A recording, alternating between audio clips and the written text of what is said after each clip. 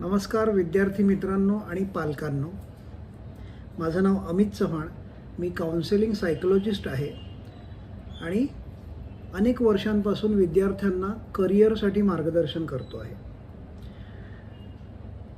दरवर्षीप्रमाणे आपण यावर्षीसुद्धा हा कोर्स पुन्हा घेऊन आलो आहोत. यशस्वी अभ्यासाचे रहस्य.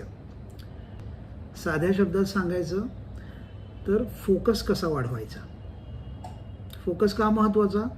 कारण या पिढीला, तुमच्या पिढीला इतके सगळे डिस्ट्रॅक्शन्स आहेत ना, इतकी कॉम्पिटिशन आहे, मोबाईल सारखा आपल्याला खुणावतो आहे, पुस्तक बाजूला ठेवून माझ्याकडे बघ सांगतो आहे.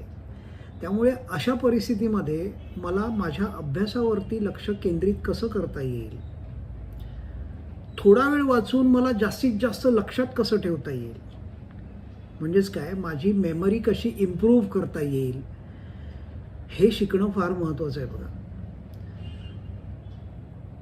तुम्ही अग्री कराल की बऱ्याचदा असं होतं, एकतर अभ्यासाचं टेन्शन येतं, परीक्षा जवळ आली की फार स्ट्रेस होतो, अभ्यास भरपूर वाटतो आणि दिवस कमी वाटतात, अभ्यासाचा बऱ्याचदा तर कंटाळाच येतो, हो की नाही मित्रांनो?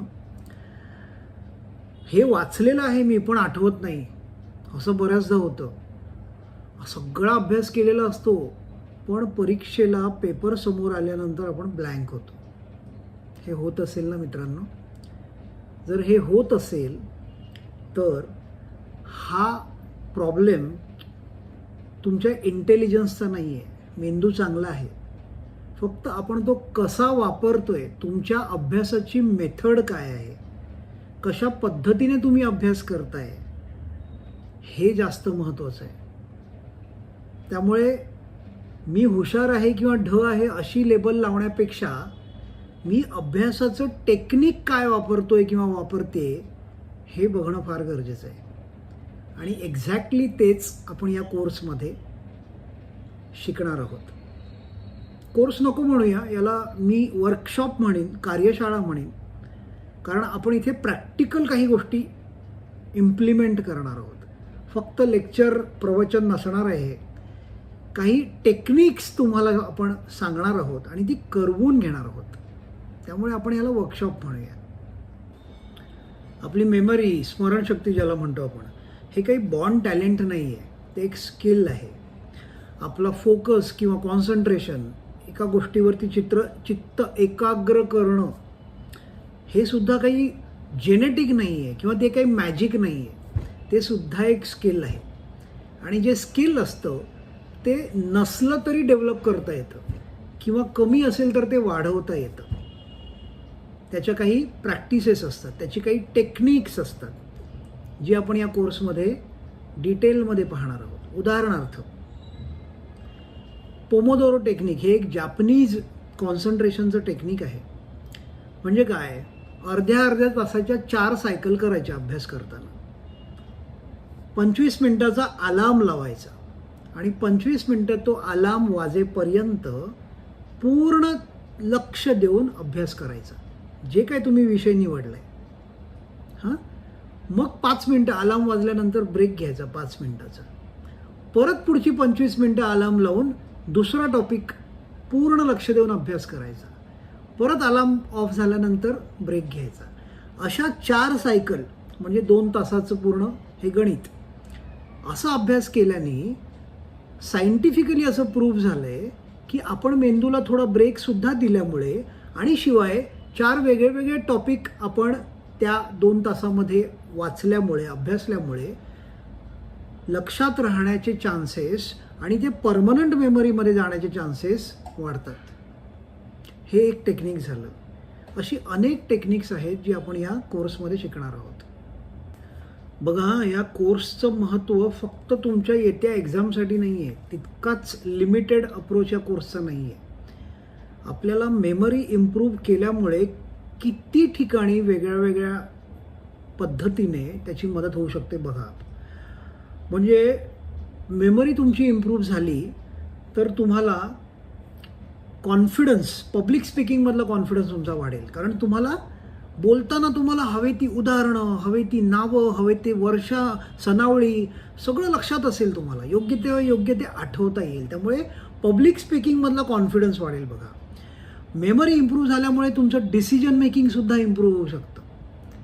मेमरी तुमची इम्प्रूव्ह झाल्यामुळे तुमचा इमोशनल इंटेलिजन्स वाढू शकतो. म्हणजे काय, मला हवं तेव्हा हवं ते आठवतं, हे सुद्धा, हे फिलिंग, स्वतःबद्दलचा कॉन्फिडन्स माझे इमोशन्स पॉझिटिव्ह ठेवण्यासाठी फार मदत करतं.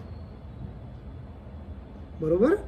मला मेमरी इम्प्रूव्ह झाल्यामुळे मला नवीन काही स्किल शिकायचं असेल, मला नवीन काही गोष्टी शिकायला आवडत असतील तर तेही सोपं होतं बघा. म्हणजे काय, नवीन एखादं कुठलंही स्किल शिकताना ती जे काही अभ्यास आहे त्याचा तो लक्षात ठेवणं आलं म्हणजे मेमरी आली.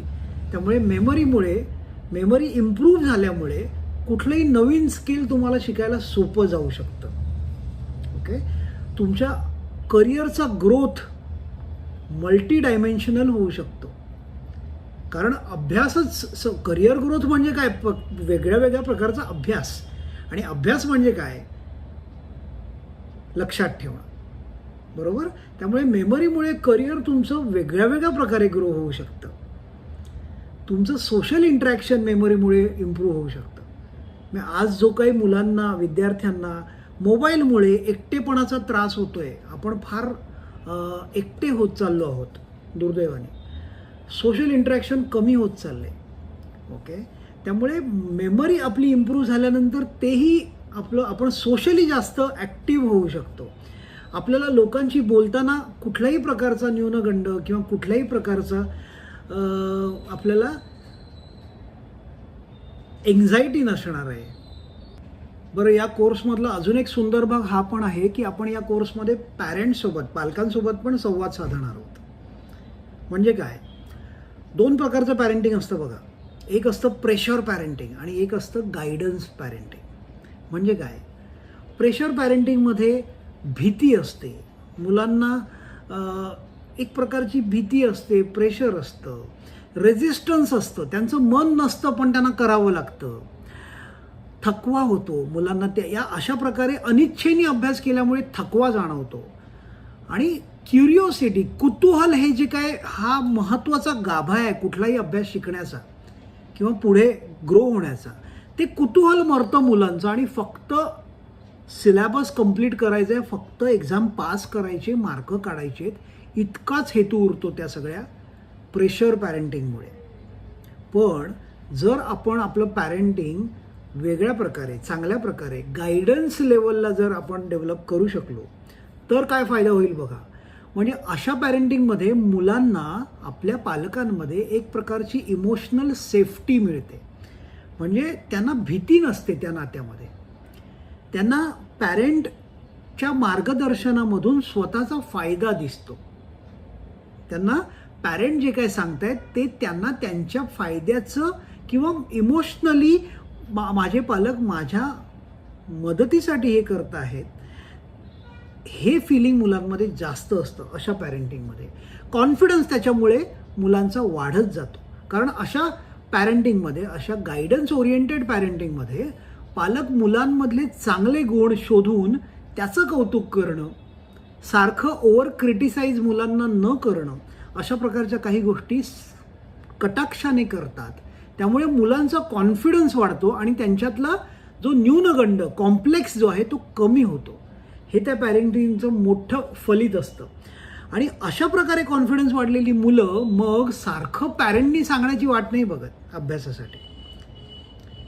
त्यांच्यामध्ये आपोआप सेल्फ डिसिप्लिन, स्वयंशिस्त वाढायला लागते आणि मग ते स्वतःचा अभ्यास स्वतः करतात, कोणी सांगण्याची गरज नाही. आणि मग अशातून आणखी पुढची सुंदर स्टेज जी साध्य होते ती म्हणजे अभ्यासाबद्दल गोडी निर्माण होते. मुलं स्वतःहून अभ्यासाला बसणं, आवडीने करणं, एक्झामची वाट न बघता सातत्याने कॉन्सिस्टंटली अभ्यास करणं, अशा प्रकारे they start falling in love with studies. आणि अशी लेवल आपल्याला साध्य करायची आपल्या मुलांसोबत. त्यामुळे आपण या कोर्समध्ये आपण पालकांसोबत सुद्धा ह्या काही गोष्टी महत्त्वाच्या शेअर करतो. म्हणजे बघा, आता हा कोर्स आजच्या तारखेमध्ये, आजच्या टेक्नॉलॉजी ड्रिव्हन जगामध्ये, कॉम्पिटिटिव्ह जगामध्ये किती महत्त्वाचं आहे बघा, आणि का महत्त्वाचं आहे आपण समजून घेऊया. डिजिटल डिस्ट्रॅक्शन्स म्हणजे मुलांना, हल्ली विद्यार्थ्यांना मोबाईलच्या रूपात, कम्प्युटर, लॅपटॉप, टेलिव्हिजन या वेगळ्या वेगळ्या माध्यमातून किती प्रकारे डिस्ट्रॅक्शन्स आहेत बघा. वेगळ्या वेगळ्या प्लॅटफॉर्मवरती ते OTTवरच्या सिरीज म्हणा, यूट्यूबवरचे शॉर्ट्स म्हणा, इन्स्टावरच्या रील्स म्हणा, हे इतक्या सगळ्या बाजूनी मुलांना खेचतायत. माझ्याकडे बघ, माझ्याकडे बघ, मी आहे, मी छान आहे, सगळे त्यांना अट्रॅक्ट करण्याचा प्रयत्न करतायत. अशा सगळ्या डिजिटल केऑसमध्ये अभ्यासाकडे लक्ष कसं द्यायचं, माझ्या पुस्तकामध्ये लक्ष मी कसं केंद्रित करायचं, मोबाईलपासून मी स्वतःला कसं डिटॅच करायचं, हे किती गरजेचं असणार आहे बघा. आणि ही टेक्नॉलॉजी दिवसेंदिवस पुढे भविष्यामध्ये वाढतच जाणार आहे. मग आज आपल्या विद्यार्थ्याला, आपल्या पाल्याला हे टेक्निक समजणं की या सगळ्या डिजिटल केऑसमधून कसं मला स्वतःला मी वेगळं ठेवू शकतो, हे किती गरजेचं होणार आहे विचार करूया आपण.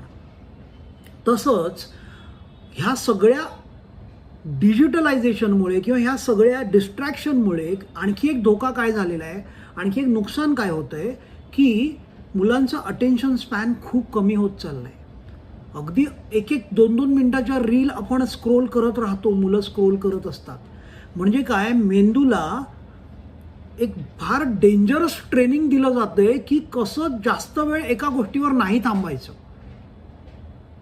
म्हणजे फोकस कशा प्रकारे एका गोष्टीवर नाही करायचं, हे उलटं ट्रेनिंग दुर्दैवाने दिलं जाते मोबाईलमध्ये. आणि जे आपल्याला रिपेअर करायचे जर आपल्या मुलाने अभ्यास चांगला करायचा असेल तर. मग अशा धर्तीवरती, अशा बॅकड्रॉपवरती हा कोर्स किती महत्त्वाचा ठरतोय विचार करा, त्यांचं अटेन्शन स्पॅन इम्प्रूव्ह करण्यासाठी. शिवाय ही सगळी इन्फॉर्मेशन ह्या इंटरनेटमुळे, मोबाईलमुळे जे काय त्या रील्स आणि शॉर्ट्समधून नको ती व्हॉट्सअप युनिव्हर्सिटी ज्याला आपण म्हणतो, त्यातून नको ती इन्फॉर्मेशन मुलांना भरवली जाते, थोपली जाते त्यांच्यावरती.